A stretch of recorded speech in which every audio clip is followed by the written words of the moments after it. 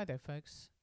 Today I would like to show you how I meet audiobook ACX specifications using Reaper and Fission, and this is on a Mac. So when I have a file that I want to get into ACX format for an audiobook, I picked that out of this is my test file, and so earlier I recorded a small selection in the WAV format, which is usually how I record my audiobooks. And so the first thing I want to do is I want to go into Fission and I want to normalize that file. So I will grab that file from here, open it up, and it pops itself into Fission in that way, and so you can see the sample rate here is 44.116-bit in stereo. So the next thing I want to do is I want to select all of that file and I want to normalize it. So I come up to the normalize button in the top right hand corner and normalize the file. Once I've done that, I want to go to the file menu and I want to save the file as a chapterized MP3, and so I'm going to save that in the same location, but you can save it wherever you need to. And then I will close down Fission. So next thing I want to do is I want to open up Reaper, and once Reaper is open, I want to find my file, which is now an MP3, and I want to pop that in as a track, and there we go. You see that there. I'm then going to go up to my FX chain so that I can render the file.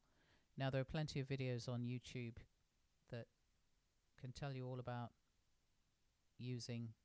rendering the files and using the FX chain and how you set that up, so I'm not going to do that here. Safe to say though that my FX chain is already set up for audiobooks, and although I have 4 items here, I use 3 of them. So the first one I use is the Apple high pass, which is available within the Reaper plugins, and you can see the settings that I use, 0 decibels and sitting at 96.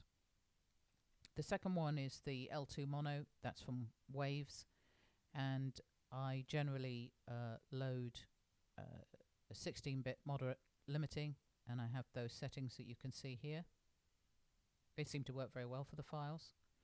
And then the third one is the Avox mono, which is again from Waves. I use compression of -7.5, noise gate -34.7, so you can see those settings there. I generally don't use the JS audio statistics, only because it tells me about the file, but I haven't actually rendered it yet, so I could run it afterwards and see that it met the RMS loudness. So ACX's requirements run between -18 and -23, so I kind of want to sit in the middle of all that, somewhere around -20. So with all those ticked, that means that my file is going to be rendered according to those settings. I go up to my Reaper menu and I bring up the render selection. I want to just make sure I've got my file name so that I can identify the file, so I'm just going to call it test Reaper. And then what I will do is I'm just going to quickly make sure that I pop it into the file that I want, and in this case I'm just going to put it into my test file too. So I want to save it in there, and then I want to make sure that my settings are all correct. So I've got a sample rate of 44.1, that is a requirement. You can have stereo, but I often I'll put it into mono, so you want to make sure that that's set up. Resample mode 192. Your primary output format is going to be MP3. You have all sorts of different formats, but the required and preferred one is MP3. So constant bit rate. The recommended setting here is -2, so I leave that as is, and the bit rate 192 kilobits. So I'm pretty much ready to render my file, and so I do that. Now, because it's a very small file, obviously it's rendered very quickly. The larger the file, the longer it takes. So I can close that down now, and what I also do is I get rid of the file that I popped in the first place, and then I'm going to go to my test file where I saved it, and if essentially this is the file that you want to send to ACX. So I just pop that in there because I'm just going to have a look and just confirm that the settings are what I need.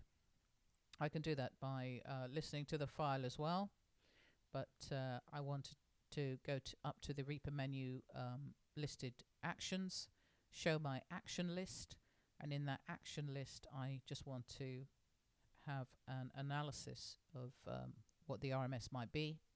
So I use SWS analyze and display item peak for the entire item, and I run that, and as you can see I've got peak levels and RMS levels, and my RMS level is 20.20 decibels, and that's bang smack in the middle of what I need for ACX, and so I'm very happy with that. So I'm going to close off that file, and effectively, given those readouts, my ACX file is ready for submission. I hope that helps, and thank you for listening.